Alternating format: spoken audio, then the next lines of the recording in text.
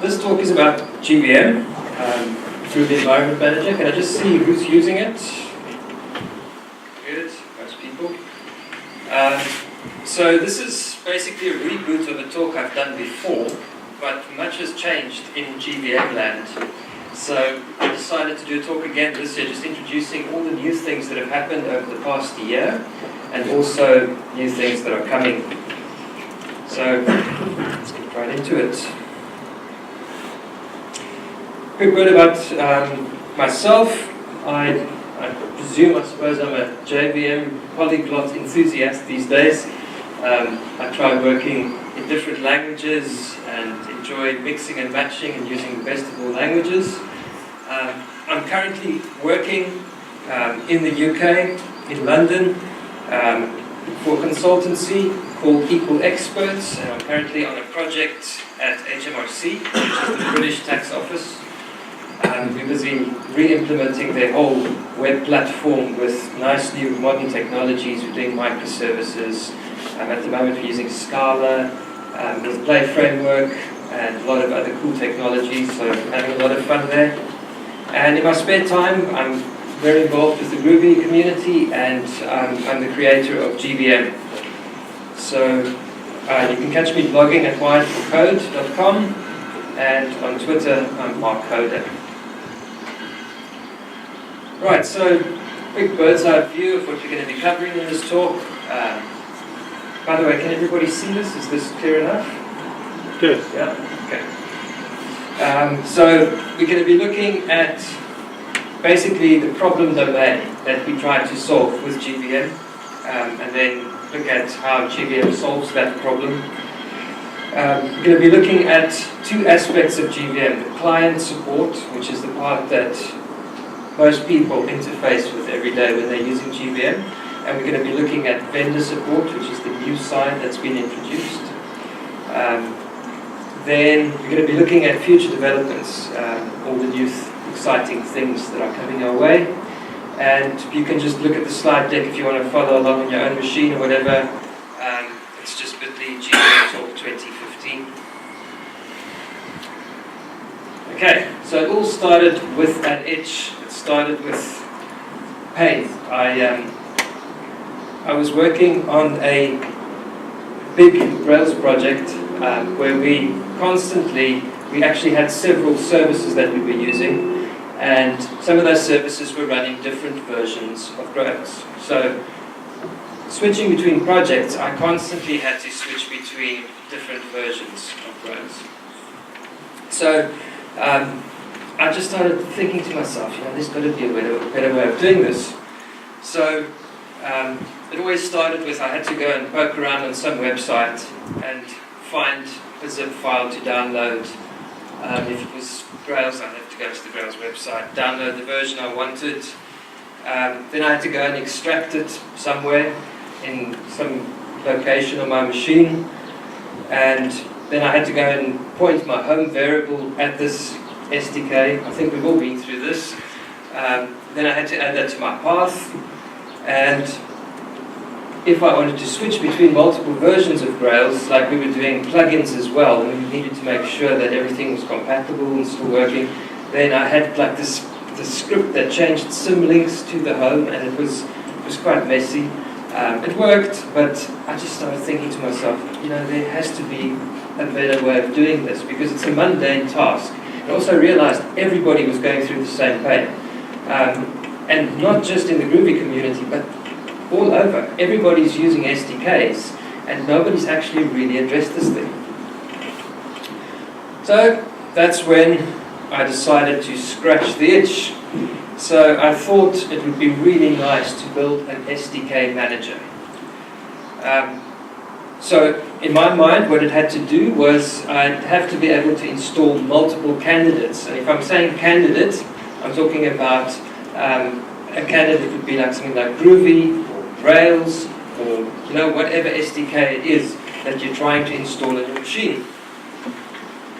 So another thing, because I was switching between multiple versions of Rails all the time, and I had to be able to get to a different version very fast in a console, I also wanted the support of having multiple versions side by side, that I could just very easily switch between those. I wanted it to perform the downloads on my behalf. I didn't want to have to go curling down anything from the web or ever have to touch a download page again on a website, so it literally had to do that. And it had to deal with exploding those archives in a nice location, a centralized location on my machine. It needed to handle those home and path variables. And another thing I really felt strongly about is I needed to have some kind of way of being notified that a new version of an SDK had been released. And it always has to be up to date. If a new version of Grails, if Grails 3.0.0 comes out, it needed to be available instantaneously. So those were kind of the things that I had in my mind. That was kind of the solution that I thought should be built. So, and of course it needs to be able to run anywhere on any platform. So most developers these days are either on Mac OS or on Linux. There are still some people on Windows. And I wanted to be able to address all of those platforms, as well as Solaris and FreeBSD. So I just decided, well, that is really important. It needs to work for everyone, not just for a select group of people. So before, I was the maintainer of the Ubuntu packages for Grails and Groovy. And I just found I was doing a lot of work, but I was only really affecting a very small segment. So I thought, wouldn't it be nice if I had something that could address everybody's need for this? So, it now already exists. It's been around for about 2 years, and it's called GVM. Right, installation. I wanted it to be a very, very easy start for everybody. People should literally be able to type one line in their console and get going in a few seconds. So that's basically the entry point into GVM. If you put that on a terminal, you'll have GVM installed in seconds. Right, so you're going to be looking a little bit at the architecture. So we're going to be looking at the client and server components. GVM has both. The client is the part that you install in your machine, and then it has many server-side components, which are all microservices. There's a bash client. That's what most people are using at the moment. So that's what gets installed in your machine. It works on ZSH as well, for those of you using ZSH. There is a broker API, which is one of the microservices, currently implemented in Vertex, Groovy Vertex. That's probably going to be changing soon to be Spring Boot, more than likely, or otherwise Play. That is backed by a MongoDB instance. So that's where all the dynamic data is stored for the versions and the candidates and other things too. All of this is deployed on Heroku, and some of the other microservices, the ones I'll be mentioning in a second, are on Cloud Foundry at the moment, but they'll probably also move to Heroku. I've got continuous delivery going, so everything is done either with Drone.io or CodeShip. Can I just see who's been using CodeShip? Anyone using CodeShip? No? So that's a new generation CI. It's really, really well worth checking out. Very good. I've been very impressed so far. Broadcast API. So that's the API we use to broadcast new versions. Now, that is responsible for, on the command line, you'll sometimes see a little broadcast message announcing a new version. So it does that, and it also sends out a message to social media. So if you're following the GVM tool account on Twitter, automatically you'll see new updates coming through. So that's all done through that API. And then of course there's a release API, and that's part of the new vendor API that I'll be speaking about in a second. And there's a secure vendor API which just applies some security to those microservices. So let's take a quick look at the continuous deployment pipeline. So I've tried to make this as easy as possible. It needs to be, I'm a firm believer of the fact that you should be able to get code into production in minutes, not hours or days. So I really like automating as much as I can. So how I've basically set it up is all the code is obviously on GitHub. It's all open source, Apache 2 licensed. You can look at it, you can use it. It's all there under the GVM tool organization. When I do a push to master or the release branch, there's two main branches. If I push to master, everything will propagate to my dev environment, which is out in the cloud. dev.gvmtool.net is the API. Or otherwise, it will actually go to the proper api.gvmtool.net if I go to the release branch. So if I push to one of these branches, automatically I've got webhooks that go into Drone.io and kick off the appropriate build. So the build consists of an invocation of, in the bin folder there's a build_drone.sh, and that will automatically kick off the build, run all the acceptance tests. I love acceptance tests, and I've got lots of Cucumber in there. So the whole interface of the CLI was actually driven by Cucumber tests. So lots of Cucumber in there. And then after that all succeeds and the tests pass, then we basically push to Heroku, and then the app is live. So typically I'll develop a new feature, we'll quickly just test it in the dev environment to see whether everything's working, whether all the microservices are still good, and then we'll literally just run the release script, which will push to the release branch, and it will propagate to the release environment in about 2 minutes. Okay, so a lot of people have asked me this. They come to me and they say, do we really need a server? Can't we just have a little bash client in our machine and that's the end of it? So there's several problems wrong with that.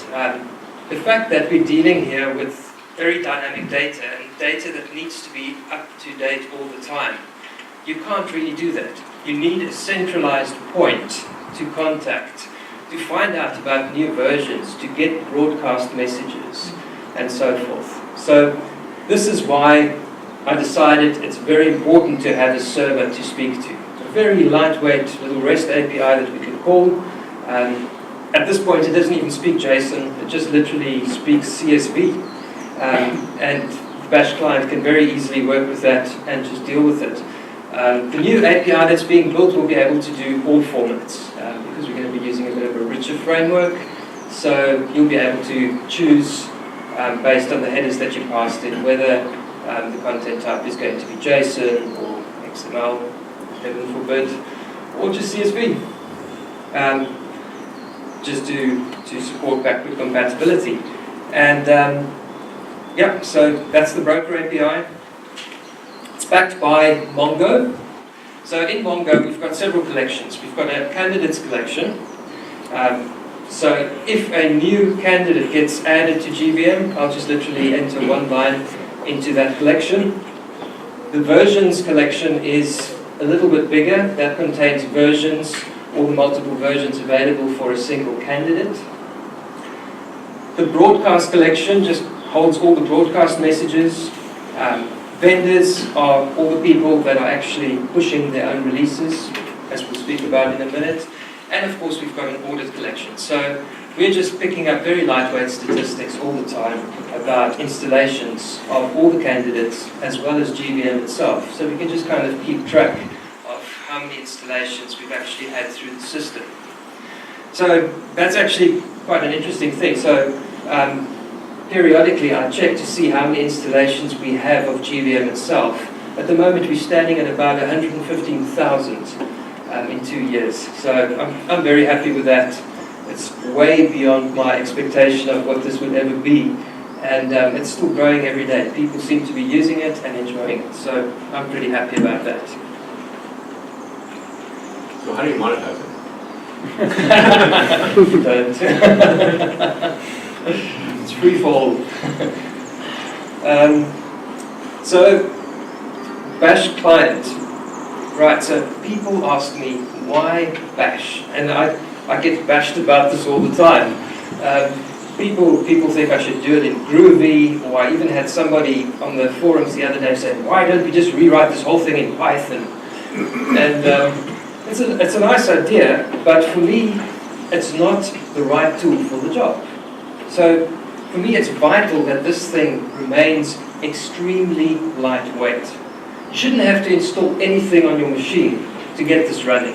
So the thing that's available across all these platforms by default is always bash.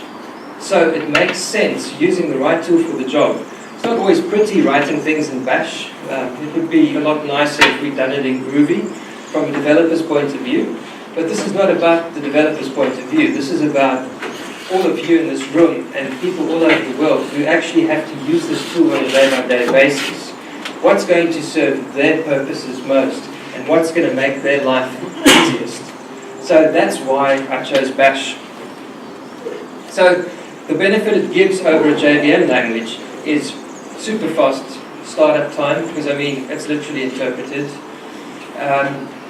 It's available on all the platforms. So no matter what, even on Windows in Cygwin, that's bash, so you can run it on Windows. No dependencies on anything else in the system except for two things, curl and the unzip command. And of course it's actually fun. Once you start getting into a bit of bash, it's actually not all that bad. It's just another language. It's just another dialect of what we do every single day, and it's just another tool in your tool belt, right?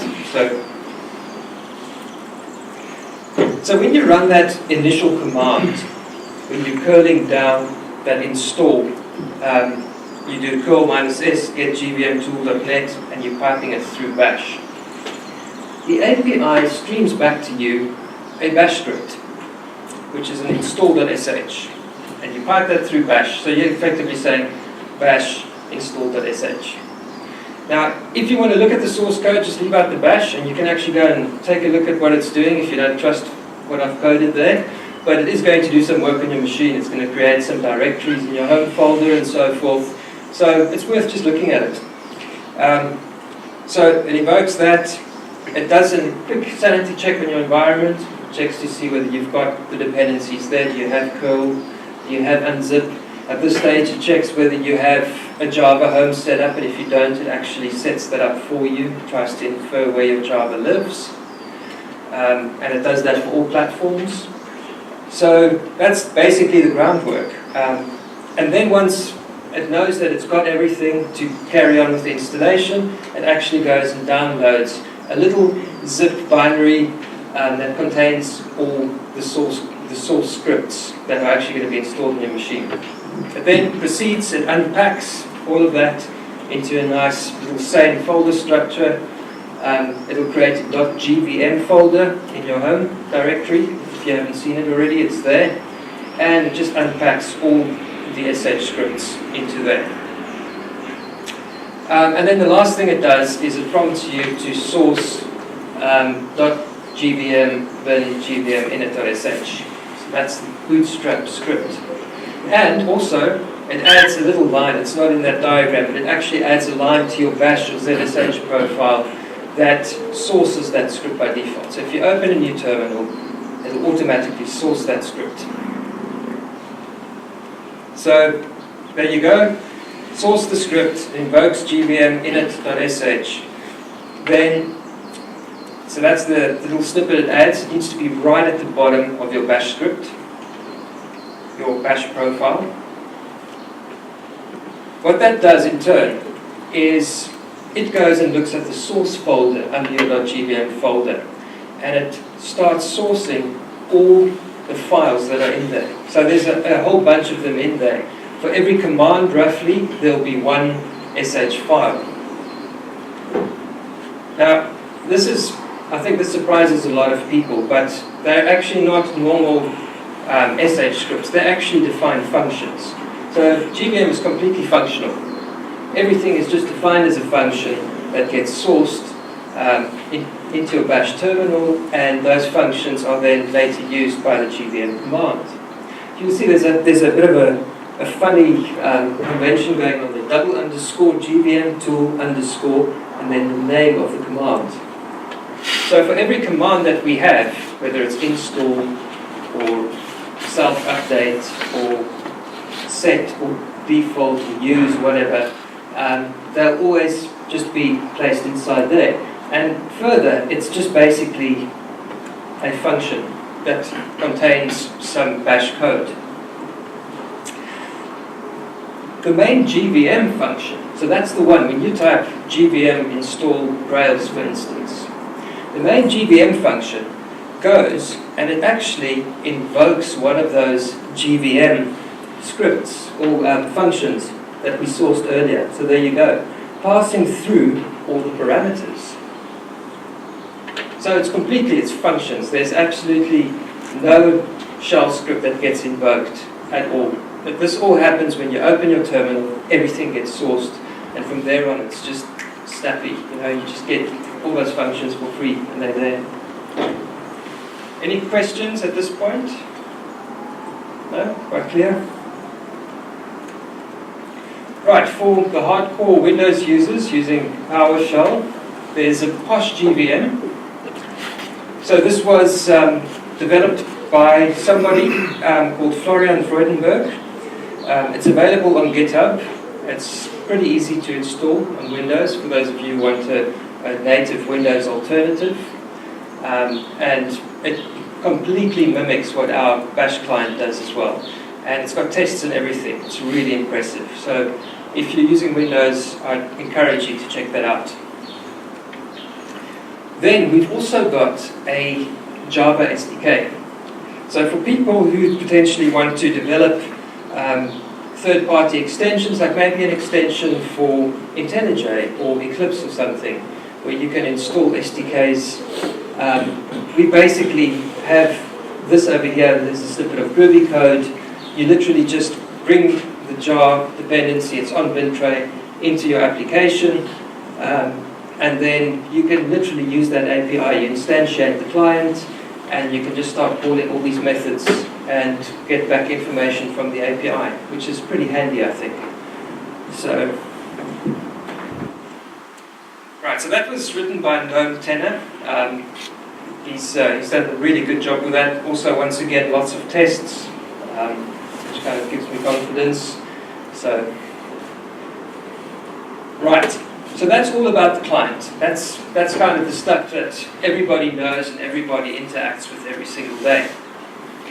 But I started realizing that as the list of candidates started growing, I started having this problem. I'd be away on holiday, and then they'd release a new version of Grails. And then suddenly on Twitter, I would start seeing frantic tweets about, hey, where is the new version of Grails? Why isn't it on GVM yet? And so I started realizing that we've got a bit of a problem here. This is not scaling at all, because there's a single great bottleneck, and that's me. So I needed to start figuring out a way of being able to empower other people to do these releases. So that's why I started thinking about exposing a vendor API. Something that people could just literally, if you're a vendor of some SDK like Groovy or Grails or Scala for that matter, or Node.js, whatever, you'd be able to call into an API and release your own version as part of your CI build, so that it's completely transparent and immediately available for everybody to use and pick up. So that was the first part of it, a release API. And then a broadcast API as well. Because up to this point, what I'd been doing was, if something needed to be released, I'd literally log into Mongo. I mean, it's agile, right? So you do what's required, do the easiest thing possible, and at that point, it was still fine. So I'd write a little JS script, and I'd run that in Mongo, and that would send out a broadcast, and everybody would pick it up. But obviously, it doesn't scale once again. I needed a way for these vendors to be able to broadcast their own version releases. So I created a broadcast API. And that broadcast API, like I said before, broadcasts to the GVM Command Line client. It literally does, on every time you enter a GVM command, it does a very lightweight stab out to the internet. with an ID that's been cached locally of the current broadcast message, and it tells you whether that is the latest broadcast message or not. If it's not, then it'll do another call and actually download the broadcast message and display it for you, and update your locally cached ID. So it's just, this is a dual thing actually. It's there to check for broadcasts, number one, and number two, it's also there to make sure that you are actually online, and if you're not online, it'll switch you to an offline mode. So it's kind of, it serves two purposes. It just kind of makes sure that you're still alive. So once again, that API is exposed for vendors to use, and also sends a message, broadcast message to Twitter. So you just get updates regularly. And then the last thing I wanted to do was, obviously, you don't want these endpoints to just be available for anyone, because people can just go in and hack it. So I wrote a very small little microservice which does some security. So it's key token based, very simple. Every vendor gets issued with a key and token pair. It's double hashed in the database, so it's pretty secure. And when people come in to broadcast or to release, they just literally provide their key token pair and they're good to go. So that fronts all the microservices that they'll be speaking to. Right, so typically a vendor, are there any vendors here? Probably not, no. Maybe Gradleware. So typically, I'm just saying this for the record because I think people will be watching this as well on YouTube. So the release API, typically it's a very simple RESTful API that takes JSON. That's basically all you'll be passing through to the API, candidate, version, URL, with your credentials. It's just a simple post to a release endpoint. Same thing for the release API. So the release API is slightly different. Releases are normally divided up into two phases. There's the one point where you actually publish a new version. So if a new version of Rails came out, hypothetically speaking, 3.0.0, and it's a milestone release, you just literally do a release. But that wouldn't be the default version yet.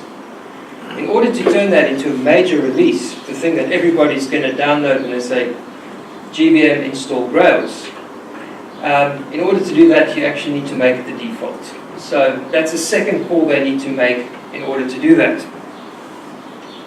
So that literally just provides the candidate and the new default version. Broadcast API just takes JSON object once again with the candidate, version and hashtag, and it generates on the server side a standard message that will be broadcast to the different mediums. So those are all the endpoints. Sorry, it's not rendering very well in the resolution. And then there's another endpoint that only I really use. This is when I create new vendors. So this basically, I just call an endpoint called consumers, and providing a name for the consumer, and it automatically goes and generates new credentials for me. Okay, so that's enough about the vendors. I think that's going to solve a lot of problems and allow us to scale things up going forward. So how did we actually get started with this? So in the beginning, what I decided to do was, I like using VDD on a day-to-day basis. Everything that I do, I always like to consider the user. So initially what we started doing is we wrote a lot of Cucumber specifications and put them on GitHub, and they were marked pending. And as we started introducing new features, we published this, I put it on Twitter and say, please go and read this. And people would actually come back and start commenting on what was written in plain English, describing the behavior of our bash client. And so we got the community's input in how this thing should actually function. And there was a lot of back and forth in describing how this command line tool would work. Once we'd settled on exactly how it would be done, we would go ahead and we'd actually implement this in Bash, turning those into executable specs, running it against the Bash client. And so the whole command line interface actually grew organically based on the community's input. So for me that was a very nice way to apply BDD. Normally you do it in a corporate environment, but this was actually, for me, a nice way of just trying this out in an open source way. So,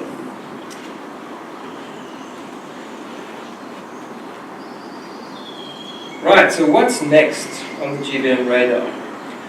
So there's big changes coming. Very soon GVM is going to be getting a new name. GVM has been fantastic up to this point, but it has only been responsible for serving a segment of users, and that's the Groovy community. So in doing this vendor API and doing all this backend work, we've now enabled other people, we've removed me as the bottleneck, and we've now enabled other people to start publishing as well, which means we can now start opening the doors to all sorts of other technologies. So this is your Node.js's, this is your Scalas and SPTs or Plays. This is even potentially in the future JDKs. We'll probably stage that gradually and grow piece by piece. But my plan is to start involving other communities and trying to draw other communities into this as well. And hopefully they'll see the benefit of an easy way to install their SDKs. So it's going to be called SDK env. And the command line tool will be SDK. So there'll still be an alias for GVM, for everybody still using it as GVM, but you'll literally be able to say SDK install Grails, and that will go and install it for you. So the new website, it's not up yet, but I've got the domain already, is sdkenv.io. So there's the SDK client. Another thing I'm going to be doing is introducing, I haven't really decided on a name yet, but it's going to be candidate groups or candidate profiles. So this will allow you to switch between groupings of SDKs. So all the Groovy SDKs will be together in one profile, for instance. All the JS ones will be in a separate profile. All the Scala ones, all the Java ones. Maybe application servers like Tomcat and Jetty will be in another one. So it will allow us to switch between these different profiles really easily. It will probably be a new command we'll introduce to do that. So, and like I said, we want to start including everyone. I think we feel that it's mature enough and it's been proven that it works well, that we can now start drawing others into this. So, also what's up soon is, like I said before, the new broker API. So this is going to be written in newer, more modern technologies. Depending on the scale that we're expecting this to go up to, we might make it a reactive app, because I think it's going to get a lot of hammering. So it probably needs to be reactive. And I'm also considering perhaps doing an enterprise version of GVM going forward. So, Bert, there you go. There's your name right there. So I think some companies are concerned about security. They want to have control of their own binaries. They might have their own binary repository in-house, and they would want to set up their own version of GVM to just point to that repository, so that people can just literally go and install SDKs on their machines in a very controlled environment. So that's also something that I'm considering. Right, so in conclusion, SDK management is an absolute pain. GVM solves the problem, currently supports Groovy, and soon it's about to explode into something much, much bigger. Thank you.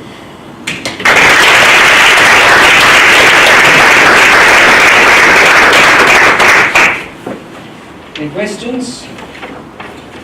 It sounds a lot like Baker. It's a sort of a similar thing, right, where you're using tooling to automate the building of in Baker case, your development environment or AWS instance or whatever. Does it make sense to sort of think along those lines, or I mean, it seems like as you're getting bigger and bigger, that you're going to bump into that sort of space. Yeah. something I haven't really considered yet, but yes, absolutely right. It is probably going in that direction, so I have to give that some thought, yes. Yeah. Right. Any other questions? No? Thank you.